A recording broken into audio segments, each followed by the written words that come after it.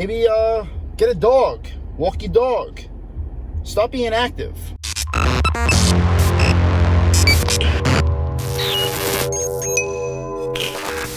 The reason for this video is to tell you the easiest ways that you can lose fat. See, a lot of people are struggling out there.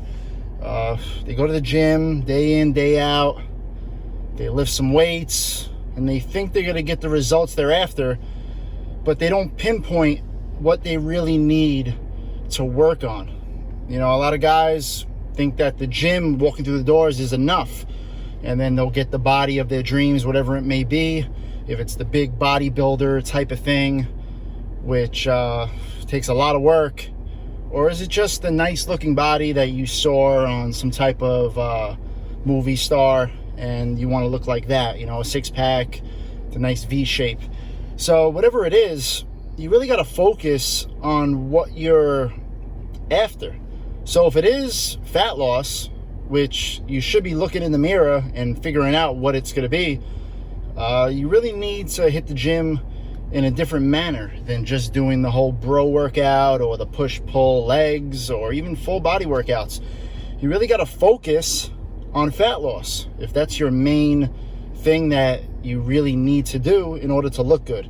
So the first step is to look in the mirror and do an evaluation of your body. Go to you go to the bathroom before you take a shower, take off your shirt. If you have stuff to grab here, like a lot of stuff, I mean, I'm reaching down below here on the belly. If you have a lot of stuff to grab, or if you don't really see your abs, then you gotta lose some fat. And there's no spot reduction when it comes to fat. You can't just lose it in the midsection and expect to have fat around your shoulders or your chest. You know, genetics plays a factor in this, but still, you can't really spot reduce. It's gonna lose. When you lose fat, it loses it everywhere. So if you think you got the big arms and then you have that big belly and you like looking like you go to the gym in a shirt, and when you take your shirt off, people look at your fat belly, you really got to pick which one you want. Or you can have both if you really listen to my advice. So having said that, when you walk in the doors, you need to dedicate time to fat loss. If it's the gym, if it's home workouts, whatever it is. See, you don't have to work out in the gym. You can work out at home, but you dedicate weightlifting to, muscle building, weightlifting. You dedicate a day or 3 or 4 days to that. Why aren't you dedicating days to fat loss? See, I want you to start thinking when you go in the gym, today's the day I'm going to build muscle. So you go to the gym, lift weights. Not saying you're going to build muscle right there. Of course, you build the muscle once you're resting, of course. But dedicate time to build muscle by weightlifting. That's your main goal when you're lifting weights. Don't combine the both. Oh, I'm going to do high reps this time because I want to build muscle and lose fat at the same time. I want to do this. You don't need to do all that, because you're burning calories when you're lifting weights, but you're not burning that much calories. It's really a calorie in, calorie out type thing, caloric deficit. It's all common sense, but a lot of people like to make things a little difficult. So go in the gym, dedicate a day to weightlifting. The next day, if you go to the gym the next day, dedicate a day to fat loss. Since you need to lose fat, since you're watching this video, go to the gym, get on a treadmill, burn some calories, do high intensity interval training for 10 minutes. Then for the next 30 minutes, walk on an incline on a treadmill. Do some jump rope, be active. Do something where fat loss is the main goal, meaning calorie burning. So that's another day. So forget about the weights that day. You can maybe do core. You can maybe work out your abs, but don't lift weights dedicate a day to fat loss. I keep on saying in the video, but I wanted to get it in your skull. Dedicate a day to fat loss. Next day, then you do weights again the next day. So you can do a full body workout if you're a beginner. Full body workout Monday, Tuesday, the fat loss day, Wednesday, another full body workout. I can really dissect exactly what you should do, but I really want to make this video about fat loss. So next day you do weights again. Lift weights to build muscle. Hit up each body part 2 or 3 times a week. Forget about the whole bro schedule, whatever they call it. You know, back in the day, oh, I'm going to work out chest today. And then that's the whole thing you did. Chest you did the whole week. You know, so tired, as you can see. Tired of telling you guys. No. But yeah, so then the next day, so that's the Thursday. That was Wednesday. You would dedicate another day to fat loss. You really got to focus on fat loss if that's what you really need to do. You can lose these pounds, 10, 15 pounds, easy, if you just listen. So dedicate 2 or 3 days to fat loss in the gym or at your home workout. So that's one step to fat loss. Another step, be active.